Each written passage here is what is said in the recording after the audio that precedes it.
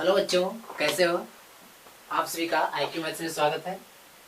आज हम लोग समानांतर श्रेणी का चैप्टर लेकर चल रहे हैं। इसके पहले वाले सेशन में हमने इस समानांतर श्रेणी यानी अर्थमेटिक प्रोग्रेशन का कंसेप्ट के बारे में कुछ हल किया था, पढ़े थे कि सीक्वेंस क्या होता है, सीरीज क्या होते हैं यानी अनुक्रम क्या होता है, श्रेणी क्या होता है, समानांतर श्रेणी क्या होता है, अनुक्रम यानी श्रेणी कितने प्रकार के होते हैं, इसके बारे में जानकारी हमने प्राप्त किया था।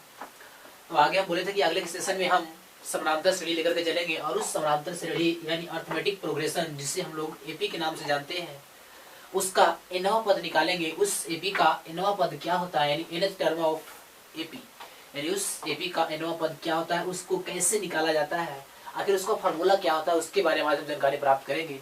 तो इससे पहले अगर हमारे चैनल पर आप नए हैं तो हमारे चैनल को लाइक शेयर एंड सब्सक्राइब जरूर करें और बेल आइकन को दबाना ना भूलें। तो आइए देखते हैं आज हम लोग एपी के nवां पद के बारे में प्राप्त करेंगे कि nवां पद का फॉर्मूला कैसे कैसे निकल करके ड्राइव होता है, कैसे कैसे वो प्रोड्यूस होता है। तो हमारे साथ बने रहें, वीडियो को लास्ट तक देखें ताकि आपको अच्छी ढंग से समझ में आए, एक अच्छा पैटर्न बन सके आपके माइंड में, ताकि आप क्वेश्चन को अच्छे ढंग से प्रॉपरली तरीके से बना सके। तो आइए देखते हैं। तो निकालना है एपी का nवां पद क्या होता है। तो हमने यहाँ से मान लिया कि किसी भी एपी का प्रथम पद को हम सेशन बता दें, किसी भी एपी के प्रथम पद को हम ए द्वारा सूचित करते हैं और उसके सार अंतर यानी कॉमन डिफरेंस जिसे हम लोग CD बोलते हैं, कॉमन डिफरेंस को D द्वारा सूचित किया जाता है। हमने लिखा था कि समानांतर श्रेणी है क्या, तो लिखाया गया था, बताया गया था कि जब किसी अनुक्रम के दो लगातार पदों के अंतर, किसी भी सीक्वेंस का यदि दो लगातार पदों का डिफरेंस अगर सेम आ रहा है तो वो जो भी सीरीज होगा वो कहलाएगा एपी कहलाएगा, यानी उसे हम लोग समानांतर श्रेणी बोलेंगे। और ये भी लिखाया गया था किसी एपी का जो अगला टर्म है उसके पिछले वाले टर्म में एक कांस्टेंट नंबर को जोड़ने पर प्राप्त होता है। अर्थात कहने का मतलब यदि किसी एपी का वो जो कांस्टेंट नंबर था क्या था, डी था। नहीं, कांस्टेंट नंबर क्या होता था, डिफरेंस यानी डी होता था, जिसे हम लोग बोलते हैं सार अंतर बोलते हैं। यानी कहने का मतलब कि पहला टर्म में अगर हम सार अंतर को जोड़ेंगे तो दूसरा टर्म आएगा, दूसरा टर्म में जोड़ेंगे तो तीसरा टर्म आएगा, तीसरा में जोड़ेंगे तो चौथा टर्म आएगा। क्या आएगा ना, ऐसे पढ़ रहे थे ना। तो किसी भी समानांतर श्रेणी का जो nवां पद का फॉर्मूला होता है वो nवां पद का फॉर्मूला जो होता है a + n - 1 × d होता है। हमें पता करना है कैसे होता है, कहाँ से आता है। तो आइए देखते हैं, एक से हम निकालते हैं। तो मान लीजिए किसी एपी का प्रथम पद क्या है, a है और उसका सार अंतर क्या है, d है। तो यहां से लिखते हैं कि चूंकि एपी का पहला पद T1 बराबर क्या है, a है। T1 बराबर क्या है बाबू, बोलो, a है ना। इस a को हम यहाँ से लिख रहे हैं, क्या a को लिख सकते हैं a + 1 - 1 × d। क्या हमने कुछ गलत किया? अभी भी क्या है, a लिखा हुआ है, 1 में से 1 जगह क्या बचेगा, 0। 0 × कुछ भी गुना करें क्या आएगा, 0। तो बना दिया 0, यानी तो हमारा a रह गया। हम T1 को a को हम इस तरह से लिख सकते हैं। इसका दूसरा पद बोल लिखो बाबू, दूसरा पद क्या लिखाएगा, T2 कैसे लिखेंगे, तो T2 को लिखना है ना, तो T2 को लिख सकते हैं। हम जानते हैं कि पहला टर्म में यदि हम कॉमन डिफरेंस सार अंतर को जोड़ेंगे तो दूसरा टर्म आएगा, नहीं तो दूसरा टर्म आएगा, यानी दूसरा टर्म यानी a, पहला टर्म a था, इसमें यदि हम d को जोड़ेंगे तो दूसरा टर्म हो जाएगा a + d। तो a + d ये दूसरा टर्म हो गया। इसको इस तरह से हम लिख सकते हैं a + 2 - 1 × d। क्या लिख सकते हैं, अरे बोलो, लिख सकता हूं, बोलता नहीं कोई। समझ आ रहा है ना। देखिए इसका तीसरा टर्म, तो तीसरा टर्म के लिए क्या हो जाएगा, दूसरा टर्म में कॉमन डिफरेंस को जोड़ेंगे तो दूसरा टर्म क्या है, a + d है ना, a + d है। तो a + d में d को जोड़ेंगे तो क्या होगा, a + 2d। इसको लिख सकते हैं, इसको a + 2d। तो a + 2d इसको भी लिख सकते हैं a + 3 - 1 × d। क्या कुछ कुछ हो रहा है, कुछ कुछ बुझा रहा है, दिख रहा होगा तुम्हें, एक पैटर्न चल रहा है। a + 1 - 1 × d। दूसरा टर्म निकाले तो a + 2 - 1 × d। तीसरा टर्म निकाल रहे हैं तो a + 3 - 1 × d। अगर उसी प्रकार हम चौथा टर्म निकालेंगे, अगर T4 निकालेंगे तो क्या होगा, T4 निकालेंगे तो यहाँ हो जाएगा a + 3d और यहाँ हो जाएगा a plus 4 minus 1 into D. क्या हो सकता है? अरे बोल नहीं। तो देख रहे हैं कि पहला टर्म में a plus 1 minus 1 into D, दूसरा टर्म निकाले तो a plus 2 minus 1 into D, तीसरा टर्म निकाले हैं तो a plus n minus 1 into D, चौथा टर्म निकाले हैं तो a plus n minus 1 into D.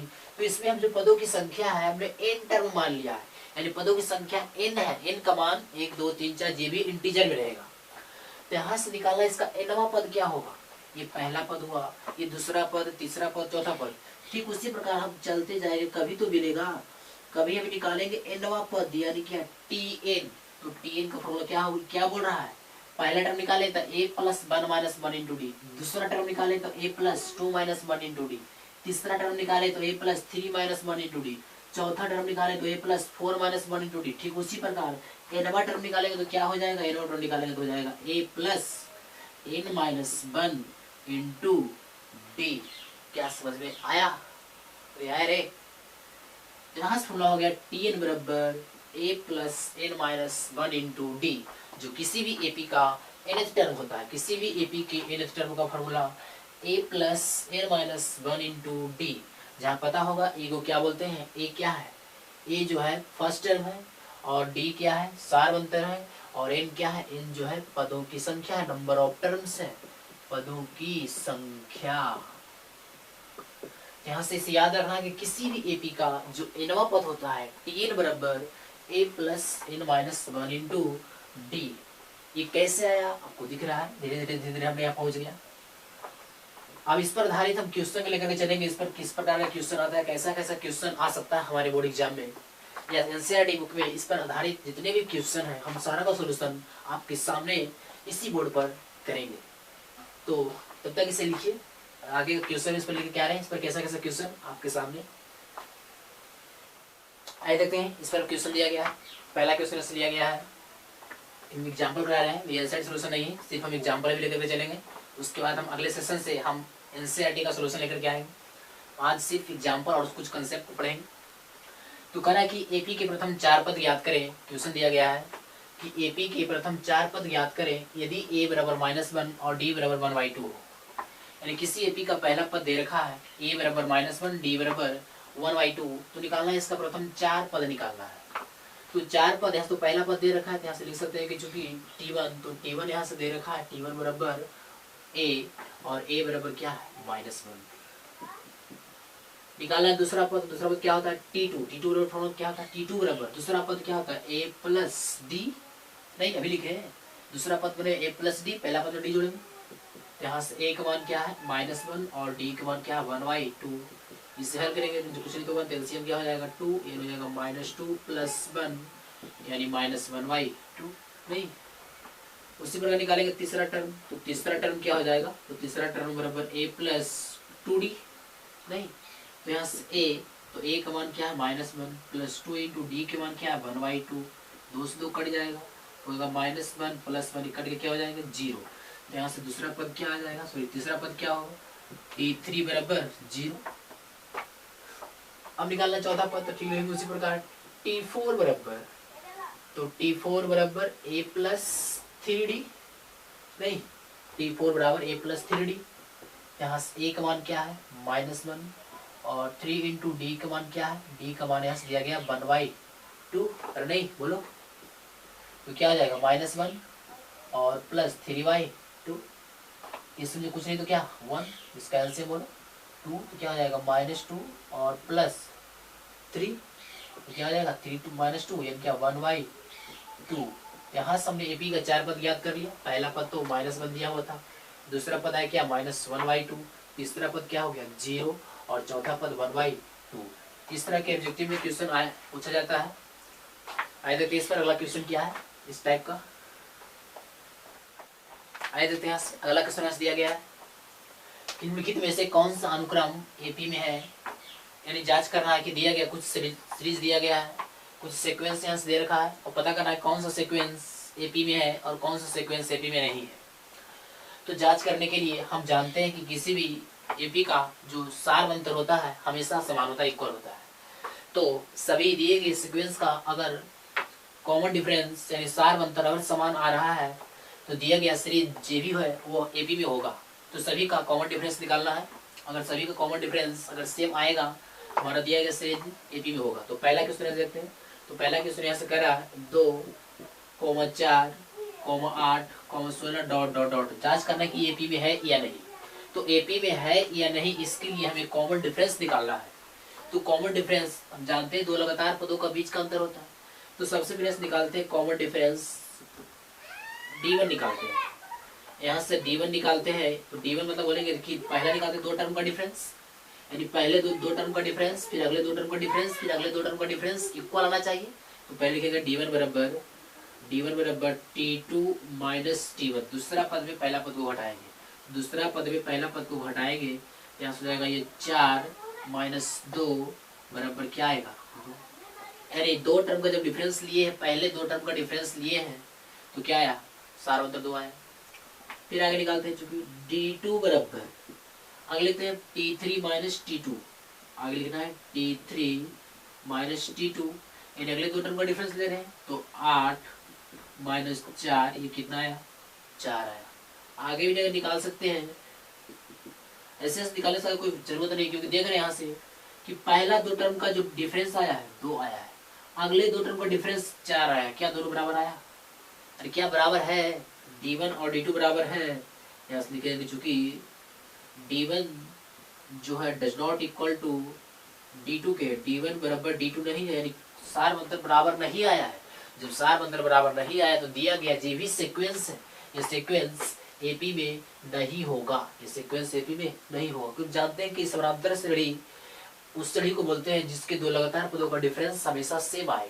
जब सेम आएगा तो वो दिया गया सीक्वेंस हमारा एपी में होगा, अगर सेम नहीं है तो सीक्वेंस एपी में नहीं होगा। उसी प्रकार इसको जांच कर सकते हैं। क्वेश्चन नंबर 2, दूसरा क्वेश्चन यहाँ से है 2,5/2, 3, 7/2। इसको देखते हैं। क्या हमें डिफरेंस से होना चाहिए, यानी कहने का मतलब पहले निकालेंगे D1 डिफरेंस को, पहले डिफरेंस को D1 मान लेते हैं। तो D1 बराबर T2 माइनस T1, यानी 5/2 और माइनस 2, नीचे कुछ नहीं तो 1, इसका एलसीएम हो जाएगा 2, ऊपर होगा 5 माइनस 4, इसे हल करेंगे तो क्या आएगा 1/2। फिर इस प्रकार निकालेंगे D2, तो D2 बराबर T3 माइनस T2 लिखना, तो T3 माइनस T2, तो तीसरा टर्म है 3 और दूसरा टर्म है 5/2। इससे हल करेंगे तो 3 दूनी 6, 6 में से 5 जाएगा तो क्या बचेगा 1, यानी 1/2। यहाँ देख रहे बराबर आ रहा है, थोड़ा निकाल लेते हैं। आगे निकालते हैं D3 बराबर, तो D3 बराबर यहाँ से लिख सकते हैं जो T4 माइनस T3, तो T4 बराबर है यहाँ से 7/2 और माइनस 3। इससे हल करेंगे तो 3 दूनी 6, 7 में से 6 जाएगा तो क्या बचेगा 1/2। यहाँ से हमने देख रहा है कि सारा टर्म का जो डिफरेंस है क्या आ रहा है, इक्वल आ रहा है। नहीं, पहला टर्म D1 भी क्या है 1/2 आया, D2 भी क्या है 1/2 आया, D3 भी क्या है 1/2 आया। तो ऐसा बोल सकते हैं कि दिया गया सीक्वेंस है, यानी यहाँ से लिख सकते हैं कि चूंकि D1 बराबर D2 बराबर D3, यानी जो दिया गया एपी है उसका सार मतलब क्या बराबर आ रहा है। तो दिया गया एपी का सार मतलब जब बराबर आ रहा है तो ये दिया गया एपी में होगा। जो भी सीक्वेंस दिया गया है सीक्वेंस क्या होगा एपी में होगा। इस प्रकार जांच करना है। आगे देखते हैं तीसरा क्वेश्चन में ऐसे जांच करते हैं।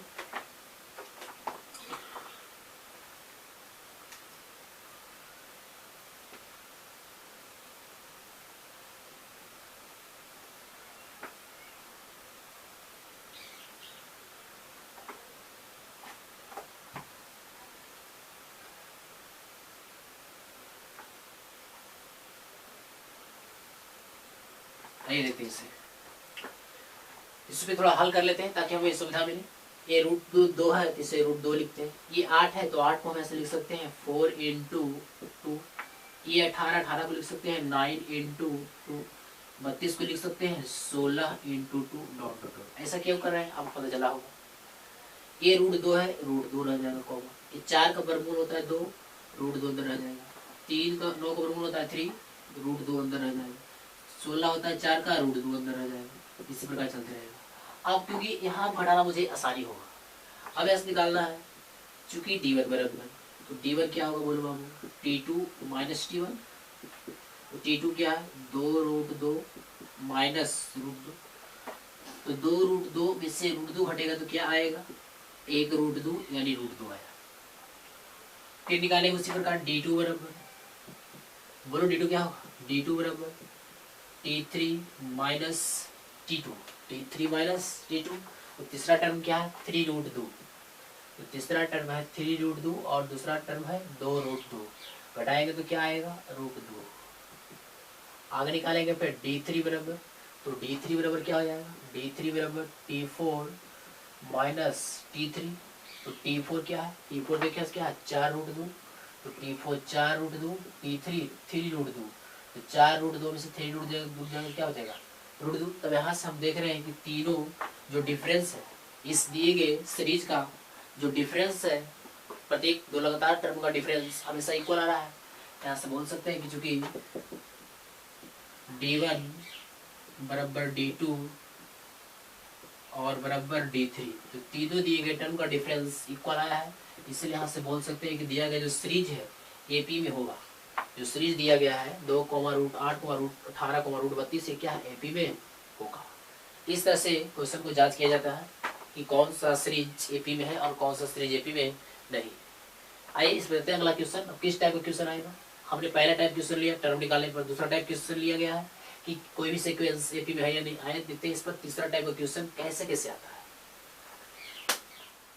आइए देखते हैं, अगला दो क्वेश्चन दिया गया है, दो क्वेश्चन हमने लेकर के आया है। पहला क्वेश्चन है कि AP 21, 28, 35 डॉट डॉट का 10वां पद ज्ञात करें, और AP 3, 8, 13, 18 डॉट डॉट का कौन सा पद 78 है। पहले आप खुद ट्राई करें, उसके बाद हम बताएंगे। वीडियो को पॉज करें और खुद इसको बनाएं। आइए देखते हैं इसे। पहला क्वेश्चन यहाँ से, पहला क्वेश्चन यहाँ से दे रखा है कि AP 21, 28, 35 डॉट डॉट डॉट का 10वां पद ज्ञात करें। यहाँ से पहला क्वेश्चन का सॉल्यूशन AP क्या है, AP यहाँ से दे रखा 21, 28, 35 डॉट डॉट डॉट, इसका निकालना है 10वां पद क्या होगा। तो 10वां पद निकालने के लिए हमें सबसे पहले किसी भी AP का प्रथम पद और उसका सार अंतर ज्ञात करना होगा। तो इस AP का प्रथम पद दे रखा है, प्रथम पद को A बोलते हैं, तो A बराबर दे रखा है 21 यानी 21। निकालेंगे सार अंतर यानी D बराबर, तो D बराबर क्या होता है T2 माइनस T1। दूसरा पद में पहला पद घटाएंगे तो कॉमन डिफरेंस आ रहा था, अब इसके पहले वाले हमने देखा। तो दूसरा पद यहाँ से 28 है, 28 माइनस 21 तो क्या आ जाएगा C1। तो हमने A और D पता कर लिया, हम निकालना 10वां पद क्या होगा। यहाँ से लिखेंगे चूंकि T10 बराबर, तो 10वां पद तो हम फॉर्मूला पढ़ चुके हैं कि AP का जो nवां पद होता है Tn बराबर A plus n minus 1 into D, formula का यूज करते हैं। तो A प्लस, तो यहाँ A प्लस n का मान क्या बोला है 10, तो 10 माइनस 1 इंटू D, ठीक है। A क्या दिया हुआ, A है 21, 10 में से एक जाएगा 9, और D क्या है 7 है, यहाँ से 21 और 9 7 63, इसे कर लेंगे तो 2 3 1 4 6 2 8। तो इस AP का जो 10वां पद होगा क्या होगा 84 होगा। तो मैं आइए देखते हैं दूसरा क्वेश्चन। दूसरा क्वेश्चन यहाँ से बोल रहा है AP 3, 8, 13, 18 डॉट डॉट डॉट का कौन सा पद 78 है। पूछ रहा है इसमें कौन सा पद 78 आएगा। ऐसे चलते चलेंगे कभी 78 आएगा, तो कौन सा पद 78 है हमें पता नहीं। तो कोई तो पद होगा जो 78 होगा, हम मान लेते हैं वो nवां पद है। लिखेंगे माना कि पहले A और D निकाल लो। A बराबर क्या है 3 और D बराबर क्या होता है T2 माइनस T1, तो T2 क्या है 8 माइनस 3 बराबर 5। अब ऐसा लिख लेंगे, कोई टर्म है तो मान लेते हैं। माना कि nवां पद 78 है। माना कि जो AP है उस AP का जो nवां पद है वो क्या है 78 है। nवां पद 8 है जिसे लिख सकते हैं, इसीलिए Tn बराबर 78 नहीं लिख सकते हैं। Tn बराबर क्या 78। Tn का फॉर्मूला क्या होता है सबको जानता हो, A plus n minus 1 into D बराबर 78। ए का मान क्या है 3 है। ए हमें निकालना है कौन सा पद है, डी दिया गया है क्या 5 बराबर 78 हो जाए। अब एन का मान निकालो, मान खत्म। तो 3 प्लस इधर आएगा माइनस में, तो इधर आ जाएगा 5 इंटू एन माइनस 1 78 माइनस 3, तो यहाँ से 5 इंटू एन माइनस 1 बराबर 75। इसे हल करेंगे तो 5 से काटेंगे तो कट जाएगा 15 बचे 75। यहाँ से आएगा एन माइनस 1 बराबर 15, यहाँ से एन बराबर 15 प्लस 1 तो एन बराबर 16। यानी कहने का मतलब जो 78 टर्म है इस एपी 3, 8, 13, 18 डॉट डॉट डॉट का 16वां पद क्या होगा 78 होगा। तो जब भी क्वेश्चन इस प्रकार का क्वेश्चन आए तो उसे इसी ढंग से बनाना है, फालतू दिमाग नहीं लगाना है। आइए देखते हैं इसके बाद अगला क्वेश्चन क्या है। आइए देखते हैं अगला क्वेश्चन है। अगला क्वेश्चन दिया गया है कि किसी एपी का 7वां पद 34 एवं 15वां पद 74 है तो इसका 40वां पद ज्ञात करें। पहले क्वेश्चन को ढंग से पढ़ें और खुद बनाने की कोशिश करें। अगर खुद बनाने की कोशिश करेंगे तो कुछ आपका दिमाग भी काम करेगा और कुछ हम सपोर्ट करेंगे जल्दी बन जाएगा। तो पहले खुद वीडियो को रोकें और खुद बनाएं, फिर हम बताएंगे इसे।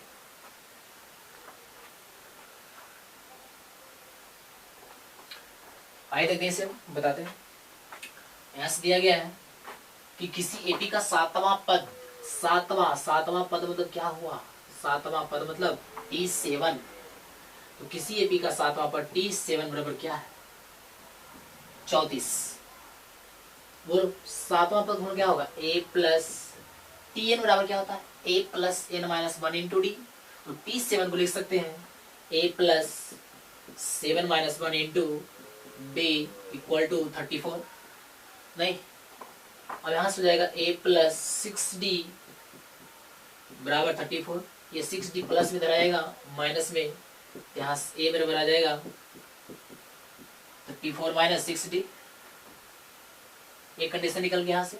दूसरा कंडीशन यहाँ से दिया गया है कि उस एपी का 15वां पद क्या है 74 है। यहाँ से लिख सकते हैं कि चूंकि T15 बराबर 74 यानी उस एपी का 15वां पद क्या दिया गया है 74। आई से हल करते हैं तो 15वां पद को लिख सकते हैं a plus 15 minus 1 into D बराबर 74। नहीं, a का मान हम खुद निकाल चुके हैं पहले। a का मान क्या है 34 माइनस 6d, 15 में से क्या बचेगा 14d और बराबर 74। आगे से हल करते हैं 34 प्लस में आ जाएगा माइनस में, यहाँ से और 14d में से 6d घटेगा तो कितना बचेगा 8d। इधर 8d बराबर 74 माइनस 34। अरे बोलो, तो यहाँ से 8d बराबर घटाएंगे तो क्या आएगा 40 आ जाएगा। 8 से काटेंगे 8 पंजे 40, यहाँ से d बराबर क्या आ गया 5। d का मान निकला ना। अब क्या चाहिए एक मान निकाल लेते हैं। हमें पता है कि चूंकि a बराबर 34 माइनस 6d, तो a बराबर 34 माइनस 6d, तो 34 माइनस 6 इंटू डी बराबर 5, तो 34 माइनस 30 यानी एक मान कितना आ गया 4। अब जो मांगे सो देंगे। पहले पूछा क्या है उसका 40वां पद याद करें। 40वां पद यानी क्या T40। तो 40वां पद को लिख सकते हैं यहाँ से a plus 40 minus 1 into D. नहीं, a plus 40 minus 1 into D. यहाँ से a का मान दे रखा है 4 और 40 माइनस 1 क्या हो जाएगा 39 और d के मान 5। इसको थोड़ा सा हल करेंगे। यहाँ से T40 बराबर हो जाएगा 4 और प्लस गुना कर लेंगे 9 25 45 और 5 3 15 और 4 19 195। इसे जोड़ लेंगे हो जाएगा 199। तो उस एपी का 40वां पद क्या हो जाएगा 199। ठीक है, तो आज के सेशन में हमने एपी के nवां पद पर आधारित क्वेश्चन और उसका कुछ एग्जाम्पल लेकर के आए हैं। उसका कंसेप्ट देखें क्या क्या था, उसका कुछ एग्जाम्पल कर लिए। आगे के सेशन में हम एनसीईआरटी का सॉल्यूशन लेकर के आएंगे और उसका सोल्यूशन अच्छी ढंग से देखेंगे। तो अगर आप हमारे चैनल पर नए हैं तो हमारे चैनल को लाइक एंड सब्सक्राइब जरूर करें, ताकि हमें कुछ मोटिवेशन मिल सके और हम अगले सेशन में एक अच्छे एनर्जेटिक के साथ आपके सामने आए।